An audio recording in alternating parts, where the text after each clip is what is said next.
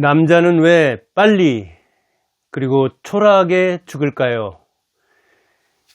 2022년 기준으로 보니까 그때 태어나는 아이들 기대 수명이 남자는 81세, 여자는 86세, 5살이 많습니다. 여자가. 뭐 평균 수명 그렇게 되게 얘기하죠. 그러니까 남자는 약 81세, 여자는 약 86세, 5년이나 오래 사는 여자들, 제 시골 고향 가봐도 혼자 사는 사람들은, 노인들은 대부분 여자들입니다. 남자가 여자보다 오래 사는 경우는 드뭅니다. 왜 이렇게 빨리 죽을까? 그 문제는 과학 영역입니다. 여러 가지 설이 있는데 제 능력을 넘기도 하지만 시간 관계상 그건 생략하고, 그러면 남자들이 왜 이렇게 초라하게 죽을까? 비참하게 죽을까? 진짜 그런가? 여기 보니까 고독사 통계가 나와 있습니다. 고독사 작년에 4,000명에 이르렀다. 그런데 2명 중 1명이 5, 60대 남성이다. 그러니까 5, 60대 남성이 고독사의 절반을 차지하는데, 그러면 전부 다는 82%입니다. 무려 5대 1. 자, 고독사 당하는 사람은 남자가 훨씬 많습니다. 남 5, 여 1 정도입니다. 고독사라는 것은 말 그대로 고독하게 죽는 거죠. 고독하게. 외롭게 혼자 있다가 사망하는 거죠. 고독사.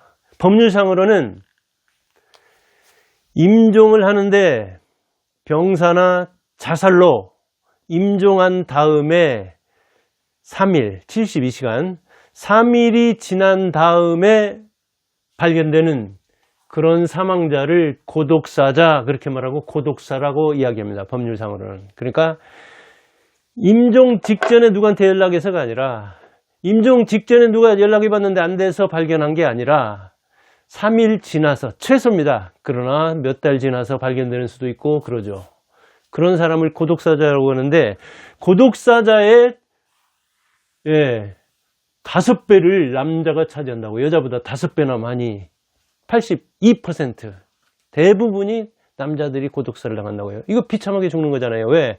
옛날부터 오복을 이야기했잖아요. 오복 얘기할 때 뭐 얘기합니까? 수, 오래 사는 거, 부유하게 사는 거, 강령, 편안하게, 건강하게 사는 거, 유호덕 그러죠. 덕을 누리는 거, 덕을 베푸는 거. 그 다음에 나오는 게 고종명입니다. 이게 오복에 나오는 겁니다. 고, 종, 명. 평안하게 목숨을 거둔다 그런 이야기예요. 마무리한다 그런 이야기예요. 즉, 잘 죽는 거, 웰빙도 중요하죠. 그러나 웰다잉도 중요하다. 이게 바로 남자의 비참함이랍니다. 그러면 고독사자만 그러냐? 그렇지 않아요. 자살자도 남자가 훨씬 많습니다. 남 3, 여 1. 노인으로 가면 이 비율이 더 올라가요. 자살하는 사람도 남자가 여자보다 훨씬 많아요. 자, 태어날 때는 그렇다고 해도 화려하게 태어나죠. 남자들이 훨씬. 우리 이 같은 60대 후반들은 더욱 그랬습니다. 그런데 고독하게 죽고 스스로 자기 목숨을 끊는다. 그런데 남자가 그 비율이 훨씬 높다. 자, 왜 이렇게 고독하게 죽을까? 자살을 할까? 그 이유에 대해서는 여러 가지 말이 많죠. 관계가 결핍돼서 그런다. 빈곤해서 그런다. 그런데 노인의 경우 다릅니다. 혼자 사는 노인들 조사해 보니까 남자 노인이 여자 노인보다 더 부자입니다. 옛날에는 과부는 은이 서말, 호래비는 이가 서말, 그래서 호래비는 혼자 살면 자기 하나 갈무리 못한다 그랬는데, 이제 자기 건사 잘하면서 부까지 누리는 남자들 많거든요. 그런데 죽는 건 이렇게 초라하고 비참해요. 유연성이 부족해서 그런다. 극단적 생각, 어떤 그 도박적 생각을 한다는 이야기죠. 인생은 성공 아니면 패, 실패다. 극단적인 생각을 하고 또 기대가 높은 만큼 자기도 타인도 실망도 크다. 이런저런 이야기를 하는데 역시 이 고독사는 혼자 있으면서 누구도 모르게 죽는 거니까 쥐도새도 모르게 죽는 거니까 관계와 역시 관련이 많습니다. 관계 결핍 그렇게 볼 수가 있죠. 그러면 남자 50대 60대면 대개 결혼해서 살 텐데 왜 이렇게 고독사자가 많은가? 그것은 이제 이혼 같은 거를 이야기하죠. 근데 그러면 남자만 이혼하냐? 이혼은 상대가 있는 거 아니냐? 남자와 여자의 이혼이 달라서 그런 거예요. 대개 이혼할 때 아내만 떠나는 것이 아니라 자식들도 떠나요. 그런데 자녀들은 어떤 상태였는가? 원래 이혼할 때까지 이르면 이혼에 이르기까지는 대개는 왕따를 당한 경우가 많죠. 남자들이 소외돼 있다고 해요. 그런데 상호 의존적인 관계에 약해. 남자는 가부장적인 관계, 상명하복, 수직관계에 익숙하지 지시하면 따라야지 자녀들과 상하관계를 유지하려고 이제 수평적으로 유지하지 않아요. 엄마는 때로는 상호의존적, 때로는 상하적, 때로는 수평적, 때로는 뭐 부부처럼 애인처럼 이렇게 유연해요. 그리고 생명에 대한 경외심, 두려움, 그 생명에 대한 애착심 이런 게 강해요. 왜? 그렇게 임신했을 때부터 키우면서부터 이 탯줄이 유선 탯줄, 무선 탯줄 계속해서 연결이 돼 있는 거예요. 그러니까 이혼 시에 누가 더 소외되느냐? 남자가 더 소외돼요. 여자보다. 그래서 남자는 이혼할 때 아내하고만 하는 게 아니라 자식들하고도 이혼하는 수가 있는 거예요. 그런데 그때 자녀와 단절을 안 해야 되는데 그가 살아온 그 뭐랄까요 인생 그리고 그가 가지고 있는 가치관 그리고 그가 해온 이 뭐랄까요 그 축적한 정 이것 때문에 아이들하고도 떨어져요. 남녀만 대립하는 게 아니라 전생의 원수가 이혼한다고 하는데 남녀만 대립하는 게 아니라 이 자녀들까지 대립에 합류하는데 그래도 자녀는 어느 편이 맞냐? 아내 편이 많은 거예요.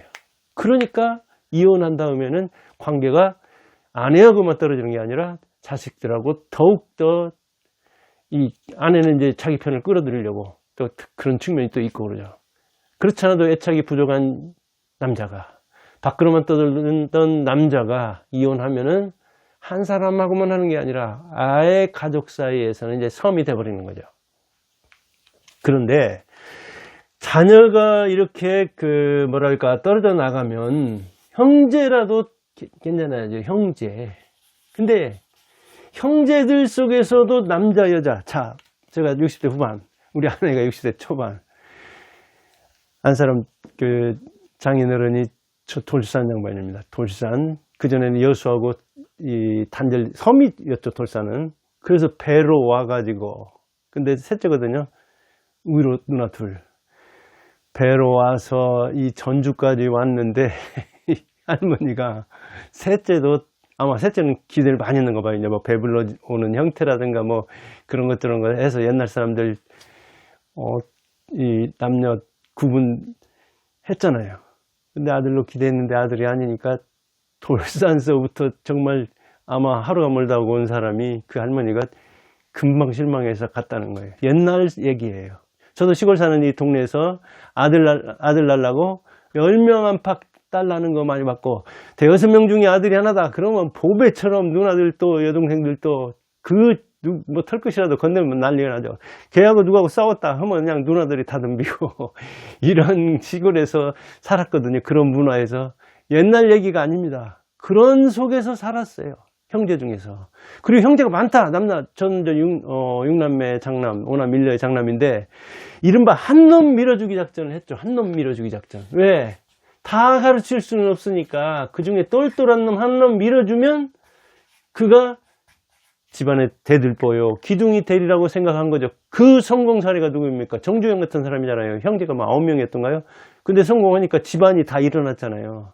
그런 것 저런 걸 봐서 한 놈한테 지원을 밀어주는 거 그게 한 놈 밀어주기거든요. 그래서 여자들은 딸들은 초등학교 나오면 남자는 중학교나 가르치면 그 다음 이제 하나 뛰어난 친구는 고등학교, 대학교도 가고. 왜? 다 가르칠 수는 없으니까 부모가 일단 자녀 중에 똘똘한 사람, 특히 위에서 혜택을 보죠. 그 사람을 밀어서 그 사람이 크면 이제 자녀와 이 부모가 합쳐서 또 다른 이렇게 그 형제들을 일으켜서 집안을 일으키는 한 놈 밀어주기 작전이죠. 이른바. 이거 작전 농촌에서는 많이 썼습니다. 제 고향 전북 진안 그런 농촌에서는 정말 제 또래 10명 중에 남자들 3명 빼놓고는 여자들은 괜찮게 살아도 고등학교 나온 애가 동네를 봐도 그렇고 이렇게 드뭅니다. 그때는 그랬어요. 물론 이제 이 전라북도에서도 김제라든가 부안이라든가 정읍이라든가 이렇게 들녘이 있고 좀 깨어난 사람들은 괜찮지만 진안 무진장이라고 하죠. 무주 진안 장수 아주 산골이고 농토가 귀했던 곳 가난한 지역 거기에서는 한 놈 밀어주기를 잘했거든요. 그러니까 남자들이 되게 그 한 놈 밀어주기 수혜자 될 가능성이라고도 있었다고 해요. 그 다음에 그 수혜를 입은 사람들이 많아요. 대개는. 근데 여자들은 그 혜택도 못 받기 때문에 여기에서도 관계가 평소에 소원하면 기대에 비해서 뭐랄까 그 기대에 부응 못해서 실망스럽게 형제들 조카들 이렇게 용돈이라도 주고 등록금 좀 보태주기라도 하고 이렇게 저렇게 서로 한 놈 밀어주기에 수혜자가 실패했다면 인정을 하고 나 때문에 피해본 형제들에 대한 어떤 연민 이런 것 저런 것에 대한 그런 그 이해가 있어야 되는데 그게 없는 경우에 굉장히 형제들에 관해서 문제가 있습니다. 그러니까 첫째로는 자녀들과 관계 잘못 설립하는 수가 있고 그 다음에 형제들 그러면 이제 남은 뭐 말할 것도 없죠. 자기 지원을 해줄 만한 죽기 전에 뭔가 자기 죽음을 알리는 자살 신호를 알리는 사람이 자녀나 형제지 그 밖으로 벗어나는 경우가 드뭅니다. 최고 많이 나오는 게 부모, 엄마 그 중에서도 그 다음에 이제 자녀, 형제 이렇게 나가는 겁니다. 그런데 자기가 50대, 60대 되면 부모가 안 계시는 경우도 있고 그런 거잖아요. 그러면 형제들이 남아있는데 이 형제들도 그 부모에 대한 생각이 또 다르다니까요. 형제에 대한 생각도 다르고. 그래서 제가 한 어머니 병원에서 이렇게 한 3개월 안팎 입원할 때 이렇게 산책하다 병원에서 돌아다니다 보면 어디 후미진 곳, 구석진 곳에서 전화 통화를 하면서 형제들끼리 뭔가 갈등하는 모습을 꽤 목격했습니다. 간병 문제 가지고 그 병원비 문제 그런 거 보고. 그러니까 이런 형제들 사이에 뭐랄까요 그런 뭐 오해랄까 갈등이랄까 이런 게 있으면 연락할 사람이 이제 없는 겁니다. 자녀 없고 형제 없으면 그 다음에 밖으로 남한테는 아무리 뭐랄까 진한 물이라 해도 피를 당할 수는 없는 문제잖아요. 이런 그 측면이 있는 거예요. 근데 이제 본인은 혜택을 좀 받았다 하더라도 한 놈 밀어주기에 그 다음에 성공하지 못했다면 밖에 가서 이제 또 다른 경쟁을 통해서 뭔가 자기를 이렇게 입신양명해야 하는데 못한 경우도 있잖아요. 그러면 자신감이 떨어져 있고 또 자녀들에 대한 또 부채감, 다른 형제에 대한 어떤 부채의식, 빚을 지고 있다는 그런 의식이 있기는 있어도 또 상속이라든가 부모 부양 문제라든가 아까 병원비 같은 걸 놓고 또 갈등하는 측면이 있거든요. 그러니까 그런저런 데서 처신이 잘못되어 있을 때 뭐 남은 말할 것도 없고 이렇게 자녀와 형제들 사이에서도 갈등이 있을 때 남자들이 그걸 잘 못 풀어요, 이게. 그러니까 남자들이 이렇게 여자보다 5배나 누구한테 연락도 못하고 죽는 사람이 나오는 게 아닌가. 그럼 어떻게 해야 되느냐? 좀 유연해야 되죠. 이 세태가 지금 이렇게 됐다는 걸, 지금은 뭐 남존여비가 어디가 있냐? 여자가 더 뭐 위에이지 남녀가 아니다. 지금은 연함이다. 그러면서 막 자기 고집을 부리고 자기가 실패했다는 거라든가 어떤 좀 수혜를 입었다든가 이런 거 인정 안 하고 그 다음에 자기를 사랑해야죠. 무엇보다도 스스로 목숨을 왜 끊습니까? 자기를 사랑하고 생명에 대한 애착이 있으면 그리고 자존감을 유지하고 그래서 어찌 보면 동생한테도 잘못했으면 잘못했다고 하는 거고 자녀한테도 뭔가 용서를 빌 게 있으면 빌고 그래야 되는 건데 이게 유연하게 그렇게 하지를 못하잖아요. 여자들은 남자보다 더 잘하는 거예요. 이게 결국 그대로 나와 있잖아요. 그 다음에 자산 같은 것도 자기가 재산은 없다 하더라도 무형의 자산이 있을 수가 있잖아요. 그런 걸 통해서 아니면 육체가 건강하면 건강한 이 육체를 통해서 뭔가 자녀나 형제 사이에서 자기 역할을 할 수가 있잖아요. 이런 그 태도를 보인다면 뭐 참 고독사 어찌 보면 참 부모 형제와도 일주일 사이에 이렇게 세상이 변하는 시절이고 일주일 뭐 연락 안 하고 살 수 있기 때문에 그러나 대개 죽음에 이르면 사람들이 솔직해지고 순수해지고 또 그런 측면이 있거든요. 근데 남자들은 대개 그것도 못 풀고 가는 수가 많아요. 자녀와 얽힌 것도. 대개 그 고독사자 중에는 자살자도 꽤 많은데 그걸 못 풀고 저승으로 떠나는 수도 많고 그럽니다. 뭐 그러지 말자 그 얘기예요. 저는 이게 이제 5, 60대 이 심신이 굳은 사람 참 힘들지만 아무리 뼈가 굳었다 하더라도 세상을 부드럽게 바라보자. 세상에 부드럽게 대처하자. 다른 사람을 부드러운 눈으로 부드러운 느낌으로 감정에 뭐랄까 그 억울한 측면도 있고 분노도 있고 뭐 얽힌 여러 가지가 있어도 좀 부드럽게 스스로 풀어보자.